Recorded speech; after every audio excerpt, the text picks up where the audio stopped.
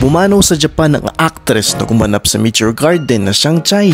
Nagbakasyon sa Japan kasama ang pamilyang actress na si Barbie Sue o known as Shang Chai ng Meteor Garden nang nahawaan siya ng influenza na nag-cause pa ng matinding pneumonia.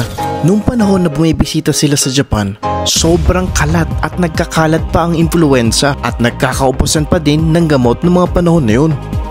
May 4 na type ang influenza, type A to type D. At ito ang mga karaniwang sintomas ng influenza. At ang mga prevention para maiwasan ang influenza. Pareho din ang pag-iingat sa COVID.